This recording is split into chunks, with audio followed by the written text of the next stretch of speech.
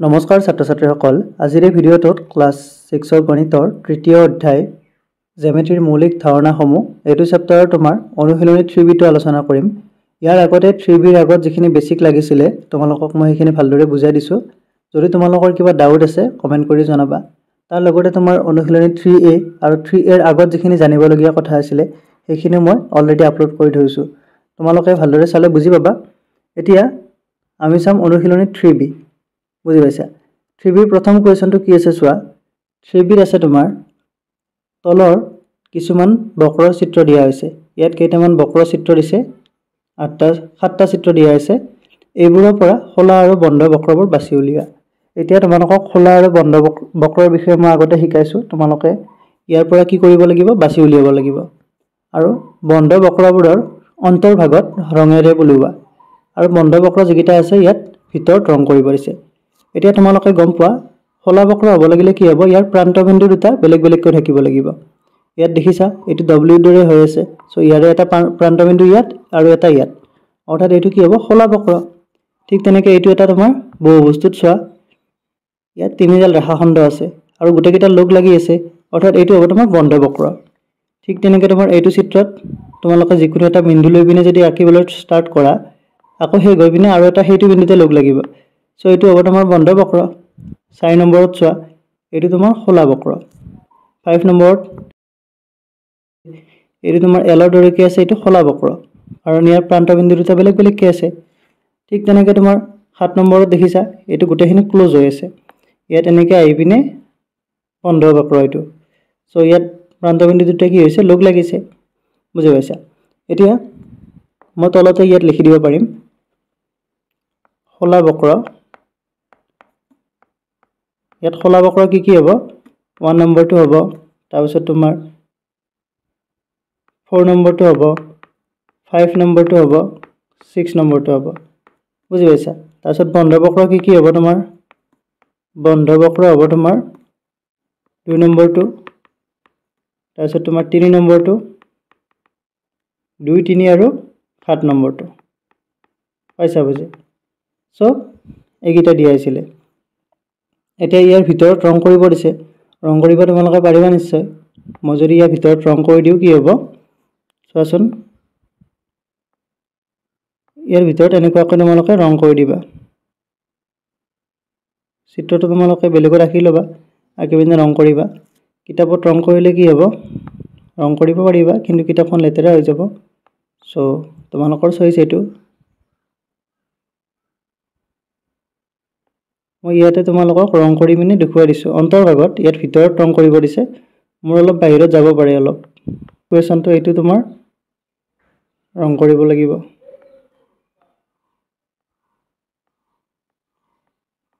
দেখিছা সো 7 নম্বৰটো মই ৰং কৰি দিলো এতিয়া তোমাৰ 1 নম্বৰটো এইখিনি আছিল সলিউশনটো এতিয়া আমি 2 নম্বৰটো চাম 2 নম্বৰটো কি দিয়া আছে কাখৰ বহু বস্তুৰ কৰ্ণবোৰ আঁকা এতিয়া ইয়াত চিত্ৰটো দিয়া আছে এটো চিত্ৰ এটো এটা বহুভুজ ইয়াৰ কৰ্ণবোৰ আঁকিব দিছে এতিয়া বহুভুজৰ কৰ্ণ কি আছিল তোমালোকক বুজাই দিছো যদি এটা শীৰ্ষবিন্দু হয় তাৰ ওচৰত থকা শীৰ্ষবিন্দু কেইটা আমি বাদ দিব লাগিব এতিয়া A এটা শীৰ্ষবিন্দু B এটা শীৰ্ষবিন্দু আৰু E এটা শীৰ্ষবিন্দু এৰ ওচৰত E আৰু B আছে B থাকিলে ইয়াৰ কৰ্ণ হ'ব তোমাৰ C ৰ পৰা A সংযোগ কৰা D ৰ পৰা A সংযোগ কৰা সো এই দুটা ল'ব কৰ্ণ AC আৰু তোমাৰ AD ঠিক তেনেকৈ বাকি কেইটাটো হ'ব তোমালোকে বেসিক ভিডিওটো চাই ল'ব পাৰিবা এতিয়া মই ইয়াৰ কৰ্ণকেইডাল সংযোগ কৰি দিম মই প্ৰথমতে A ৰ পৰা লম A ৰ পৰা AC এডাল কৰ্ণ হ'ব বুজি পাইছা ঠিক তেনেকৈ তোমাৰ AD এডাল কৰ্ণ হ'ব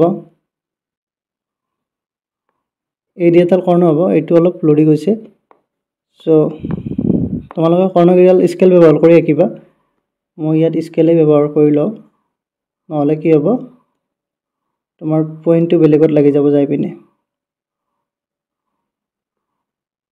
সো AC আৰু AD দুডাল পালো ঠিক তেনেকৈ তোমাৰ মই যদি কালাৰটো চেঞ্জ কৰি দিও B ৰ পৰা মই দুডাল আৰু দুডাল আঁকিব পাৰিম B ৰ পৰা কত ক'ব কৰ্ণকেইডাল চোৱা তোমালোকে BD এডাল হ'ব BD এডাল কৰ্ণ তাৰপিছত তোমাৰ B ৰ লগত E এডাল হ'ব BE এডাল কৰ্ণ বুজি পাইছা বি ই ডালো কানেক্ট কৰি দিছোঁ চোৱা। তো আমি কেইডাল পালোঁ? 4ডাল কৰ্ণ পালোঁ। ঠিক তেনেকৈ আমি চি বিন্দুটোৰ পৰা আৰু এডাল কৰ্ণ টানিব পাৰিম। চিৰ পৰা তোমাৰ ই লৈ এডাল কৰ্ণ হ'ব। চ' এইডালো টানি দিছোঁ চোৱা।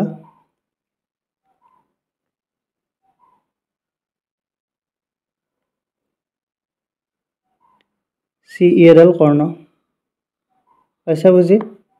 চ' ইয়াত আমি কৰ্ণ কেইডাল পালোঁ চোৱা তোমালোকে। প্ৰথমতে মই এৰ পৰা দুডাল টানিছিলোঁ, বিৰ পৰা দুডাল টানিলোঁ, চিৰ পৰা এডাল, অৰ্থাৎ কৰ্ণৰ সংখ্যা হ'ব 5ডাল।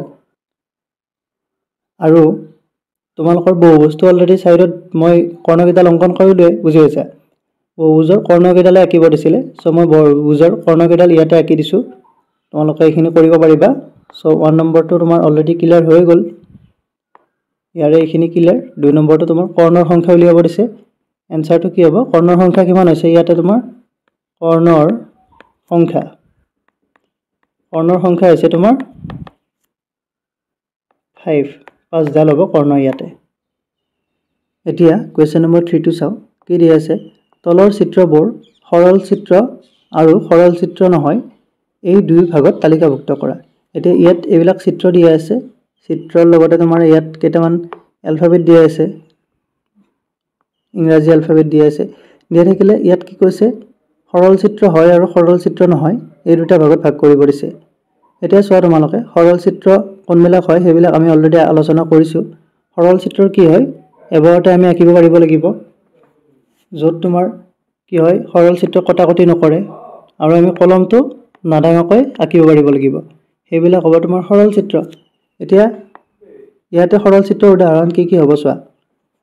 মই তোমাৰ সৰল চিত্ৰটো লিখি দিম, তাৰপিছত সৰল চিত্ৰ নহয় বুলি ক'লে বাকীখিনি তোমালোকে লিখি ল'ব পাৰিবা। ইয়াত যিকেইটা চিত্ৰ আছে, ইয়াতে যিকেইটা ধৰা তোমাৰ কে এইটো সৰল চিত্ৰ নহয়, এইটো আৰু মই নিলিখোঁ, তোমালোকে এক্সট্ৰা কৰি পিনে আৰু লিখি ল'বা। মই তোমালোকক কি লিখি দিম? যিবিলাক সৰল চিত্ৰ। চ' এনচাৰ সৰল চিত্ৰ। সৰল চিত্ৰ কোনবিলাক হ'ব চোৱা। কেটো তোমাৰ সৰল চিত্ৰ নহয়, কাৰণ কেটো আঁকিবলৈ আমাক কি হয়? ই কটাকটি কৰিব, বুজি পাইছা? কটাকটি কৰিব, সেইকাৰণে ইয়াক আমি সৰল চিত্ৰ হিচাপে ল'ব নোৱাৰোঁ। ঠিক তেনেকৈ এলটো সৰল চিত্ৰ হ'ব, এমটো সৰল চিত্ৰ হ'ব, এনটো সৰল চিত্ৰ হ'ব তোমাৰ। এনটো তোমাৰ এবাৰতে আঁকিব পাৰি, এনেকৈ দি পিনে আমি এবাৰতে আঁকিব পাৰোঁ। চ' এনটো সৰল চিত্ৰ, তাৰ লগতে অ'টো সৰল চিত্ৰ হ'ব, অ'টো এবাৰতে আঁকিব পাৰি। পিটো সৰল চিত্ৰ নহয়, কাৰণ পিটো আকোতে কি হয়? ই কটাকটি কৰে নিজকে। ঠিক তেনেকৈ তোমাৰ কিউটো সৰল চিত্ৰ নহয়, ইয়াক আমি এবাৰত আঁকিব নোৱাৰোঁ, দুবাৰ লাগে। ঠিক তেনেকৈ আৰটো কটাকটি কৰে। তাৰপিছত তোমাৰ এছটো সৰল চিত্ৰ হ'ব, এছটো কি হয়? এবাৰতে আঁকিব পাৰি। টিটো সৰল চিত্ৰ নহ'ব, কাৰণ টিটো আঁকিবলৈ কি হয়? দুবাৰ লাগিব, নতুবা টিটো তোমাৰ নিজৰ ওপৰতে কটাকটি কৰিব। তাৰপিছত তোমাৰ ইউটো সৰল চিত্ৰ হ'ব আৰু ভিটো হ'ব। এতিয়া ইয়াত আৰু কেইটামান কি দিয়া আছে? চিত্ৰ দিয়া আছে এইকেইটা। এই চিত্ৰকেইটা চোৱা তোমালোকে, এই চিত্ৰকেইটা চালে গম পাবা। ইয়াতে এইটো চিত্ৰ দেখিছানে? ইয়াতে নিজৰ মাজতে কটাকটি কৰিছে, সৰল চিত্ৰ নহয়। ইয়াত তোমাৰ দুটা ৰিং আছে, ৰিং দুটা আঁকিবলৈ আমি কি কৰিব লাগিব? পেঞ্চিলডাল উঠাব লাগিব। চ' এইটো সৰল চিত্ৰ নহয়।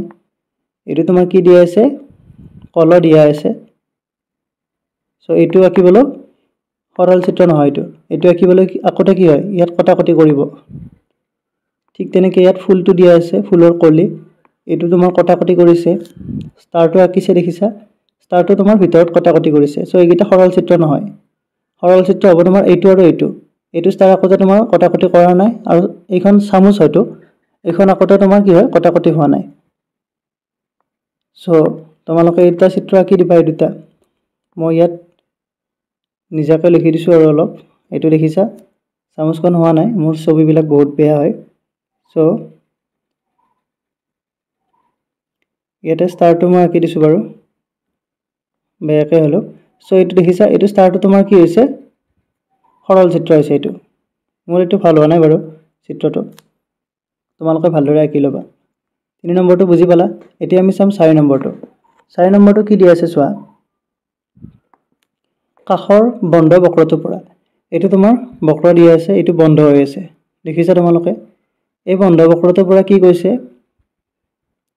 ভিতৰৰ বিন্দুবোৰ উল্লেখ কৰিব দিছে ইয়াৰে। তাৰপিছত তোমাৰ বাহিৰৰ বিন্দুবোৰ উল্লেখ কৰিব দিছে, আৰু তোমাৰ বক্ৰজালৰ ওপৰত থকা বিন্দু উল্লেখ কৰিব দিছে। সো তোমালোকে এইটো ইজিলি কৰিব পাৰিবা 1 নম্বৰৰ সলিউশনটো কি হ'ব বক্ৰটোৰ ভিতৰৰ বিন্দুবোৰ কি হ'ব ভিতৰত কি আছে তোমাৰ চোৱা ভিতৰৰ বিন্দুবোৰ ভিতৰত আছে তোমাৰ A আছে C আছে তাৰ পিছত E আছে আৰু H আছে তাৰপিছত 2 নম্বৰটো চাও আমি বাহিৰৰ বিন্দুবোৰ চাব লাগিব আমি এটা বক্ৰটোৰ বাহিৰৰ বিন্দুবোৰ চোৱা তোমালোকে বক্ৰটোৰ বাহিৰৰ বিন্দুবোৰ হ'ব তোমাৰ কি হ'ব চোৱা এটা হ'ব তোমাৰ B আৰু এটা হ'ব তোমাৰ F আৰু এটা হ'ব তোমাৰ L তোমালোকে দেখি আছা এটো L টো বাহিৰত আছে F টো বাহিৰত আছে B টো বাহিৰত আছে আৰু ভিতৰত আছিল তোমাৰ এই চাৰিটা এতিয়া বক্ৰটোৰ ওপৰত থকা আমি উল্লেখ কৰিম 3 নম্বৰত আমি লিখিম বক্ৰটোৰ ওপৰত থকা বিন্দুবোৰ সো বক্ৰটোৰ ওপৰত কি আছিল চোৱা বক্ৰটোৰ ওপৰত থকা বিন্দুবোৰ এইকেইটা কি হ'ব তোমাৰ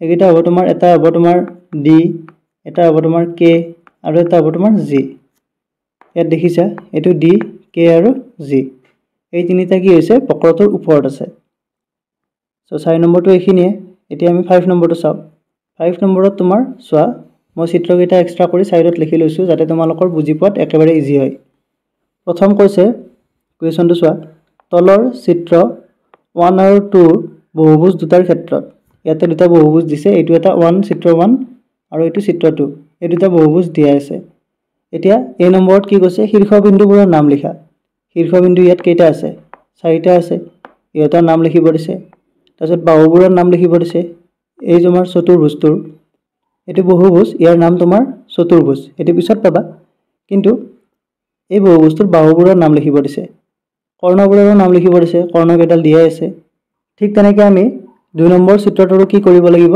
শীৰ্ষবিন্দু বাহু আৰু কৰ্ণবিলাকৰ কি কৰিব লাগিব নাম লিখিব লাগিব পাইছা বুজি তাৰপিছত চিত্ৰ 1ত কৰ্ণৰ সংখ্যা কিমান আছে সুধিছে ইয়াতে আৰু চিত্ৰ 2ত কৰ্ণৰ সংখ্যা কিমান আছে সুধিছে সো প্ৰথমতে মই এই নম্বৰৰ পৰা স্টাৰ্ট কৰিম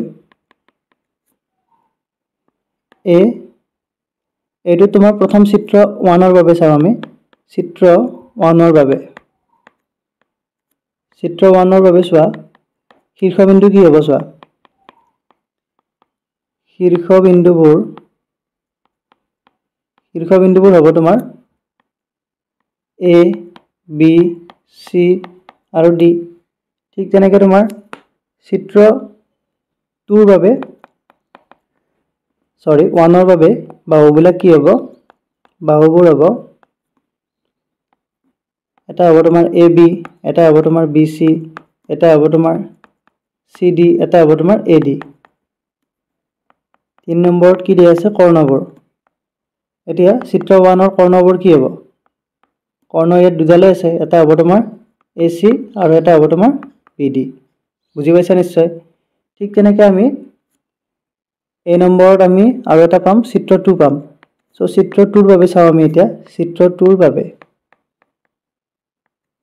1 নম্বৰত হ'ব তোমাৰ শীৰ্ষবিন্দু ইয়াত শীৰ্ষবিন্দু আমি কেইটা পাম শীৰ্ষবিন্দু ইয়াত চোৱা T S R Q P U so P Q R S T U এইকেইটা হ'ব তোমাৰ শীৰ্ষবিন্দু লিখি দিয়া তোমালোকে P Q R S T U শীৰ্ষবিন্দু এইকেইটা তাৰ পিছত তোমাৰ বাহুবোৰ ইয়াত বাহু কি হ'ব তোমাৰ প্ৰথম হ'ব তোমাৰ PQ এটো লিখিলো তাৰপিছত তোমাৰ QR RS ST TU আৰু এটা হ'ব তোমাৰ PU বুজি পাইছা এইকেইটা হ'ব তোমাৰ বাহু ঠিক তেনেকৈ তোমাৰ 3 নম্বৰত চাও আমি 3 নম্বৰত চোৱা কৰ্ণবোৰ ইয়াত কৰ্ণ কিমান হ'ব চোৱাচোন প্ৰথম আমি যদি চাও এটা নিৰ্দিষ্ট বিন্দু লও Pৰ পৰা ইয়াত কৰ্ণ কেইডাল আছে এডাল দুডাল তিনিডাল তোমালোকে মনত ৰাখা তাৰ পিছত Qৰ পৰা চাব পাৰো Qৰ পৰা এডাল দুডাল তিনিডাল ছয়ডাল হল তাৰ পিছত আৰৰ পৰা আমি চাম ইয়াত এডাল হ'ব দুডাল হ'ব আৰৰ পৰা দুডাল তাৰপিছত এছৰ পৰা হ'ব তোমাৰ এডাল সো 3 3 6 6 2 8 8 1 9 ইয়াত কৰ্ণৰ সংখ্যা কিমান হ'ব 9 বুজি পাইছা আৰু নডাল কৰ্ণ কি আছে লিখি যোৱা তোমালোকে প্ৰথমটো হ'ব তোমাৰ PR তাৰপিছত হ'ব তোমাৰ PS তাৰপিছত তোমাৰ PT এবাৰ Q পৰা চাৱা QU QT QS বুজি পাইছা এবাৰ R পৰা আমি যদি চাও R পৰা হ'ব তোমাৰ RU হ'ব PR টো আমি অলৰেডি লিখি লৈছো RU হ'ব এডাল তাৰপিছত তোমাৰ আৰু এডাল হ'ব তোমাৰ RT বুজি পাইছা এবাৰ S পৰা কি হ'ব S পৰা হ'ব তোমাৰ SU সো এইডাল আছিলে ইয়াৰ কেইডাল আছে হিসাব কৰা তোমালোকে 3 4 6 9 সো কৰ্ণৰ সংখ্যা কিমান পালো 9 আৰু 9 ডালৰ নামটো এইকেইটা তোমালোকে মিলাই চাবা এতিয়া ইয়াত বি নম্বৰত এইটো সুধিছিলে আমাক চিত্ৰ 1 ত কৰ্ণৰ সংখ্যা কিমান ইয়াত কেইডাল পাইছো আমি দুডাল চিত্ৰ 2 ত কৰ্ণৰ সংখ্যা কিমান ইয়াত আমি কেইডাল পালো 9 সো ইয়াৰে বি নম্বৰটো কি হ'ব চোৱা বি নম্বৰটো হ'ব চিত্ৰ 1 ত কৰ্ণৰ সংখ্যা হ'ব তোমাৰ is equal to 2 ঠিক তেনেকৈ সি নম্বৰত হ'ব চিত্ৰ 2 ত কৰ্ণৰ সংখ্যা এইটো হ'ব তোমাৰ 9 সো এইখিনি আমাক কৰিছিলে আৰু এইকেইটা কোৱেশ্চনে আছিল তোমাৰ 5 লৈ আছিল তাৰ পিছত আমি কোণৰ বিষয়ে শিকিম তাৰ পিছত আমি আৰু এটা বেসিক ভিডিও আলোচনা কৰিম এতিয়া কোৱেশ্চন নম্বৰ 5 লৈ যদি কিবা ডাউট থাকে তোমালোকে কমেন্টত জনাবা আশা কৰো ভিডিওটো চাই ভালদৰে বুজি পাইছা সো যদি ভিডিওটো ভাল লাগিছে like comment share and subscribe কৰি দিবা thank you thanks for watching